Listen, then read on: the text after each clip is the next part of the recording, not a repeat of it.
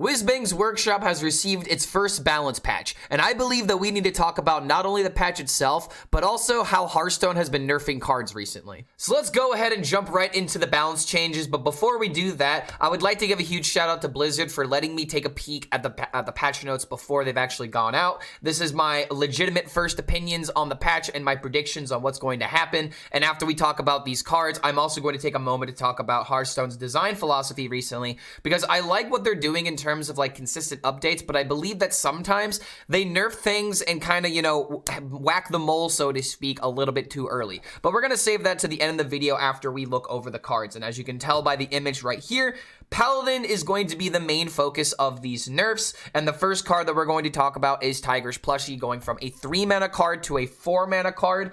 I believe one of the main reasons why this card is getting hit is just not because this card is insanely good. It's a Rush, Lifesteal, and Divine Shield minion. It is the ultimate bring you back ahead card.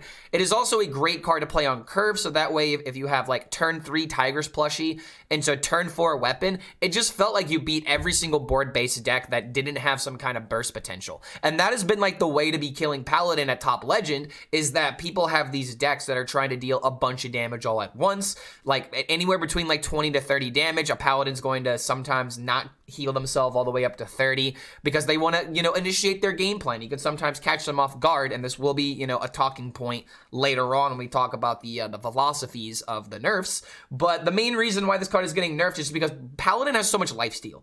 And another card is getting nerfed with the lifesteal is Deputization Aura. Deputization Aura is now going from 3 attack to 1 attack. And I believe that this is a great middle ground compared to the other suggestion that I was making with the card. I was saying that they should just make it 2 mana and make it to where your leftmost minion only has lifesteal, no attack bonuses whatsoever. And to, you know, make things fair, if this card was 3 mana, just lifesteal, it just doesn't seem that good, so that's why you gotta make it 2 mana, so that way this card's actually playable. I'm not trying to absolutely kill these cards. I'm trying to make them a little bit more balanced, but I really hated the attack off this card because it enabled all the ridiculous, you know, charge and Wind Fury combos that everybody knows that Paladin could do with Leroy, as well as Deckhand. And charge is, you know, not necessarily the problem in my opinion, because there's no other decks that really break Deckhand and Leroy right now. I would actually argue this is one of the fairest metas that we've had charge if you exclude the ridiculousness that, you know, hand buff Paladin has. But now hand buff Paladin, instead of just having a free card that gives you essentially +3 attack, which if you think about it is like swinging 3 weapons all at once, like, this card just had to be hit. I'm really glad that they lowered the attack on this, and now it's going to bring down the burst potential as well as the lifesteal gain that Paladin definitely has. And in order to break down on Paladin's lethality, Shroomskavate is also going to be getting nerfed. And then we also have the dev comments talking about what exactly were the changes in mind when they were thinking about beating up Paladin. Because let's be honest, Paladin had to get nerfed, but I do agree that there was a way of countering Paladin, but we'll get into that at the end of the video. Like, I'm as you could tell, I really have these things that I want to talk about when it comes to Hearthstone balance, as well as their philosophy on nerfing cards. And honestly, this is one of the philosophies I definitely agree with, because kind of like what I was saying with Deputization Aura, they've reduced the mana cost on Shroomskavate from 3 mana to 2 mana, but all they've done is get rid of Wind Fury. It is essentially the exact same card. Now, this is a nerf for Paladin, obviously, because they're getting rid of the Wind Fury, but if you think about it, this is a buff for Shaman. Now, how is this a buff for Shaman? Well, we have Conductivity now. We could play Conductivity into Shroomskavate, so Excavate Paladin actually gets a little bit more support, and honestly, that deck needed a buff one way or another, because its Excavate cards just did not feel good. Now we finally have like a really good excavation card that's not just Kobold Miner, and we have like some actual mid-game bridging between like our turn 3 and our turn 4, so that way we're actually consistently excavating, so maybe we can start playing the Excavate Treasure by turn 6. Maybe Excavate Shaman becomes a legitimate thing, and I just want to put this out here before anyone else says, oh man, they just made this card strictly worse because, oh man, Paladin just absolutely ruined it. Well, yes, to a degree, yes, because this really doesn't have anything that's like Shaman-esque to it, but the fact that Shaman can play this with Conductivity is going to make up for that mistake in like in flavor or whatever, even though this doesn't really have a shaman-like capability. But it synergizes in the class, and it's very important to point that out. The devs are saying that Paladin is the biggest power outlier since launch, with lots of damage from hand and healing. We like the overall play pattern of the deck, but we're making these adjustments to tone down these two performing aspects of it, and it's just what makes sense. Just get rid of the charge, get rid of the lifesteal. It's going to be a lot easier to kill Paladin now, and we're going to see some other Paladin archetypes potentially thrive from this, because case in point, Highlander Paladin has been completely laughable if you play this deck over anything else that Paladin has had right now. So not only is this going to open up the design space in terms of the meta and the decks that we will see, we will also be seeing some more interesting Paladin ideas. So that's everything that is happening to Paladin from this balance patch outside of anything that's being changed from the neutral set. Now we're going to talk about the one change that they have to Hunter, Awakening Tremors. They're going to cost 3/1s now, and I believe the only reason why this is happening is because they're trying to bring down Observer of Myth combos. The card was like 1/4. If you played a minion with higher attack, it would give all of your minions +1. So I think they're just trying to reduce the thresholds of this deck a little bit, and when you look at the other neutral card that's getting hit, it kind of makes sense. But in all honesty, Hunter really probably shouldn't have been getting hit, because Hunter really just didn't make that much of an impact at top legend like whatsoever. It's fantastic at the lower ranks, but the issue with Hunter right now is that it does really well on your way to like diamond, and then it just kind of starts tapering off a little bit. Like maybe you could climb the legend a little bit easily with it, but the moment you start going up against legend players, they just know exactly how to shut down Hunters, and I feel like this is just one of the cards that's getting hit because lower ranked players unfortunately fall victim to these kind of things. I'm not saying that like lower ranked players are bad, but I am saying that there's more likely a chance that you're going up against somebody at the lower ranks with an unoptimized, a budget version. They just don't have all the cards, so they're working with what they've got. This is just one of those cards that just bullies people that have unoptimized decks, and that's part of the reason why Handbuff Paladin and Hunter are so good at those ranks,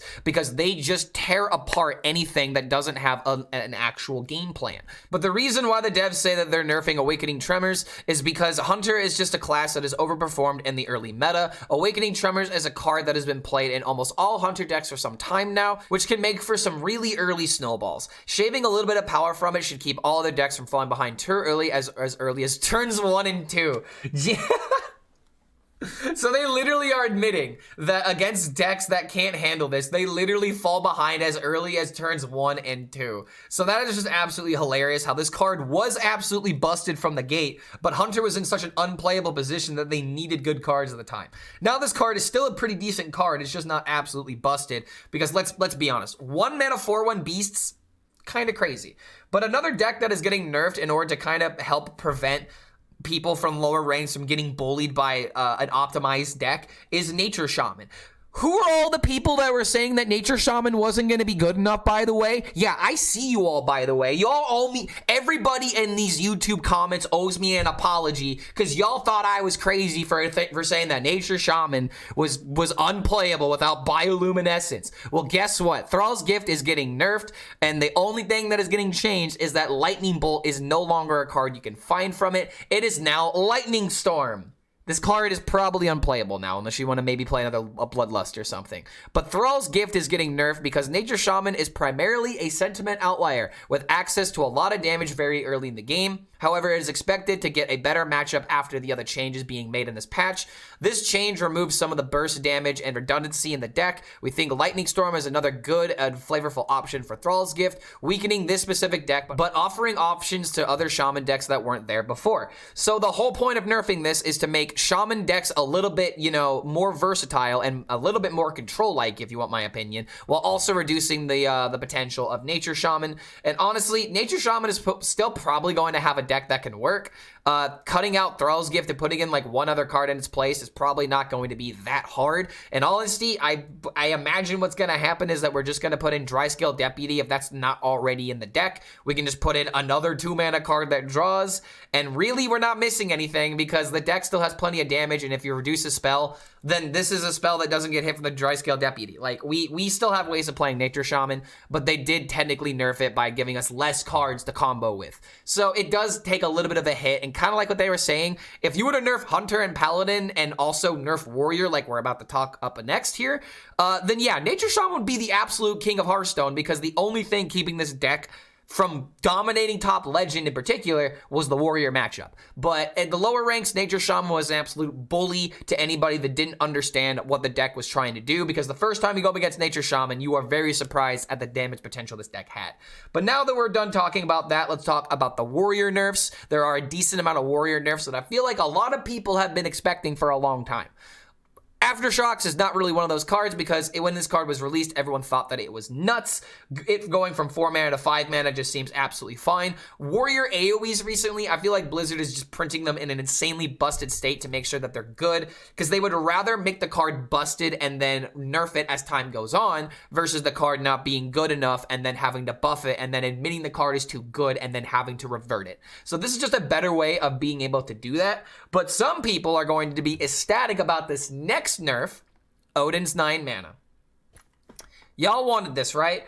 People wanted Odin nerfed for quite some time, and it is finally happening. Warrior is another class that is looking very strong in the early meta, which is likely to get even stronger after the other changes in this patch. Aftershocks combine with Acolyte of Pain to let Warrior draw too quickly through its deck for its powerful late game cards. We're making these changes to make that end game a little bit slower and less consistent. So literally they are nerfing the Acolyte Aftershocks combo as well as the Odin win condition in order to make Cycle Warrior a little bit less consistent, while also hitting the other warriors like Brand Warrior that are just trying to dig through the deck as quickly as possible. Now the coin Acolyte into Aftershocks on turn 4 is no longer a thing, to where you not only draw 3 cards, but you also remove a pretty good amount of your opponent's board. So Warrior definitely gets a little bit of a hit this expansion. Odin going to 9 mana is definitely going to make the Odin turn a lot more predictable and a lot more punishing, I guess is a good way of putting it, because the biggest problem with Odin recently is that Odin was your win condition, or it was the reason why you lost, because you played it too soon and your opponent expected it and then they bursted you. So now Odin being 9 mana means that there's probably nothing else that you can do on the Odin turn, especially if you're waiting on like turn 10 or something. And you also don't have Odin into Pig into Verse Riff on the same turn on turn 10, which was another way that some warriors were stalling out the game, waiting until the very last moment until Odin actually closed the game. So it's very important that this card is going to 9 mana. It may not seem like that big of a nerf to some people, but trust me, now that we don't have a lot of like mana cheat and warrior, Odin being 9 mana is probably the best way of nerfing it in standard. In terms of what's going on in wild, Odd Warrior just got some pretty good stuff, so I'll let Zeddy and the wild creators take control of that kind of narrative, because it just is funny to me. But who knows, maybe this changes wild up a little bit in terms of what warrior decks see play. But this also means that even warrior is no longer a thing. So if you're an even warrior player, I'm sorry to break the news to you. And the last nerf that we have to talk about before we go over the 2 buffs that are happening, that's right, I completely failed to mention that there were buffs happening this expansion, but it is Ziliax. I'm actually very sad that they have decided to do this, because I thought this card was perfect, but if they were going to nerf Ziliax, this was probably the way that I would have done it. I thought originally they were going to make this cost 6 mana, because I thought they really wanted to hit it, but it turns out they're just going to slightly touch it, and I actually don't mind this. So what is the reason why they are nerfing the ticking module? Well, it's the best one. But why is it the best one? The reception to Ziliax Deluxe 3000 has been just about perfection. Good job, Blizzard. I love whoever puts the puns on these together. We love all the different variations people are trying, but ticking module was proven to be too efficient. We hope this change will bring Ziliax more in line with the overall power level and also encourage more continued Ziliax variety. And that's the reason why I love Ziliax. Like, I think this is the perfect legendary, where if this card was legitimately in 100% of Hearthstone decks, I wouldn't even be mad. And the reason why I wouldn't be mad is because there are so many combinations for Ziliax to where you can do the copy, you can do the lifesteal, you could do the stealth, you could do the double attack. Like, the only one that I really haven't seen a lot of play is the one that shuffles into your deck, and that also sees play in some Warlock decks. So it's like, this feels like the perfect legendary for there to be the most amount of decks centered around, but by far the most efficient was being able to play this for 1 mana less for each minion in play, and for a hunter, you can give your board +1/+1. If you were a deck that really wanted lifesteal, you could just go with the perfect module. I've been playing a lot of perfect modules into ticking modules, so now there needs to be a lot of minions on the field in order to cheat this card out for 0 mana. So it feels like the way to go, just because this was the one module that really was shining above the best. But now that we've talked about all of the nerfs, let's talk about the 2 buffs that are happening this expansion. And I believe that this one's going to be kind of interesting. I really don't know what to think of this, because my biggest problem with the card is that it's just way too random. But who knows? Maybe there's a way of making this work. Sky Mother Aviana is becoming a 5-mana card instead of a 6-mana card. The stats are not getting changed. It is still the same stat line. I guess now instead of playing Nourish, we're playing Sky Mother Aviana? I really don't know what to make of this buff, but it is technically something for Druid. But the biggest issue for Druid right now is that if we buff it in this patch, it might become bonkers with Warrior, Paladin, and Hunter getting hit in the same patch. Now, there's still always the potential of Dragon Druid and Reno Druid being playable decks now that Sky Mother Aviana is now 5 mana. But I really don't think these decks really want this kind of card because Druid card draw is still kind of there, but at the same time, random legendaries just don't do anything. Like, random legendaries are some of the most inconsistent pulls that you can get, because who knows, what if you get like, you know, you get like a 10 drop that costs 1 mana, you get like a monkey, you get like a King Mukla or something, but then you also have the same chance of getting a Blood Mates Down-Though. So it's like, the range on legendary minions is just really bad, to where buffing this to 5 mana is at least gonna make it more playable, but the reward is the main problem in my opinion. So, but I just think that Druid is just really happy that all of its weaknesses are getting nerfed this patch in terms of its matchups on ladder. I think buffing anything else is just a little bit too much because we don't know if Druid's going to be absolutely busted after this next balance patch. Now, the last buff that we have is to Spell Mage. Spell Mage has not hit whatsoever. I've almost seen 0 people experimenting with this deck since, honestly, the patch has gone live. I've seen a lot more Sith Mage recently, which who knows, Sith Mage might actually be nuts. You didn't hear that from me. But yeah, they're trying to make this card a little bit more playable. 5 mana to 4 mana, deal 3 damage instead of dealing 4 damage. So it's kind of like what they did with the Sludges. They've reduced the cost and reduced the damage a little bit. But the main draw of this card is the fact it is now a 4 mana water elemental that essentially deals 3 damage if you can kill a character. That's pretty good. That's actually really good when you say it out loud, but at the same time, you do need to kill a character. But Spell Mage gets a little bit more support now. The card that discounts by 3 mana, if you hit this, it now goes to 1 mana.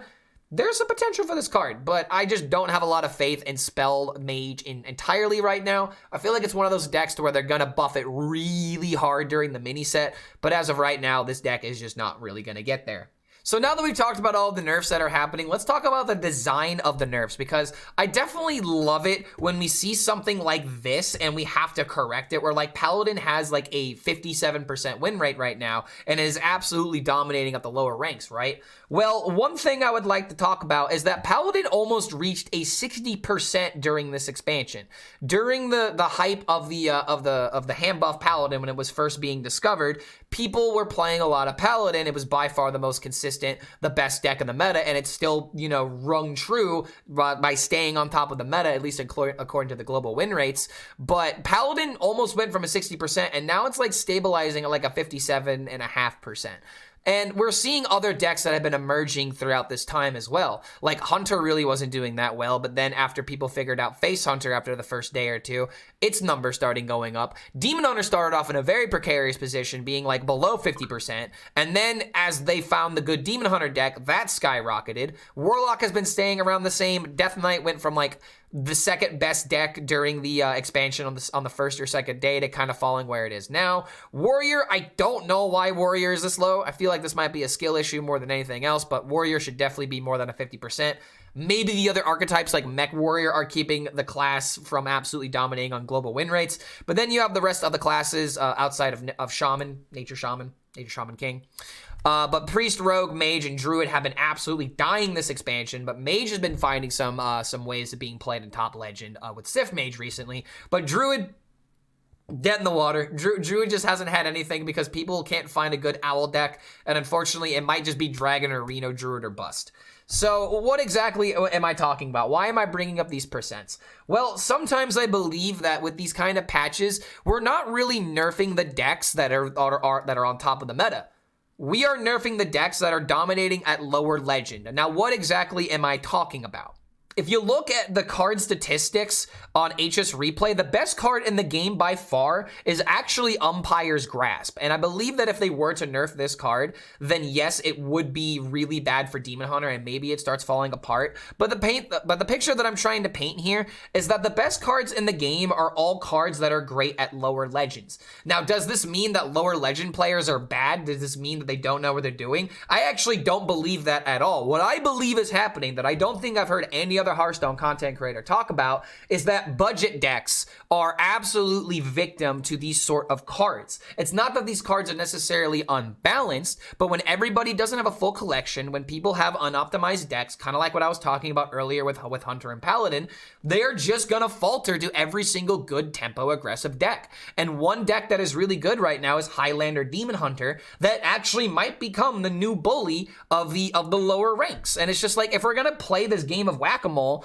I just really don't like this idea of it being centered around what is really good at the lower ranks, not because these decks are so much better against players that don't know what they're doing, but because these decks are so much better against decks that simply are just not optimized. This isn't an issue of balance. This is an issue of people collecting the cards and people having a collection that meaningfully can build a good deck. So I think Blizzard is trying to do the right thing by like giving people more access to like loner decks and giving people access to more cards in general. But overall, I believe that the balance changes that are happening are a lot more effective against the lower legend bracket instead of trying to make an overall balance patch. Now, granted, I am a legend player. I am someone that plays this deck a lot. I think a lot more about balance and a lot more about how to counter things than most people do.